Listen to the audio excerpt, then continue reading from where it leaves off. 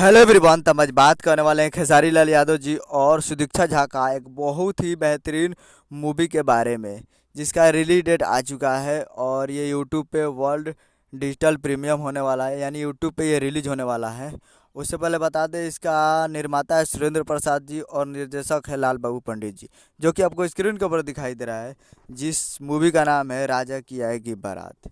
और ये full movie releasing on 25 फरवरी को 6:30 AM पे, यानी 25 तारीख को सुबह 6:30 पे ये फुल मूवी को रिलीज किया जा रहा है। यानी कल सुबह में 6:30 पे तैयार रहिएगा। और ये वर्ल्ड डिजिटल प्रीमियम हो रहा है।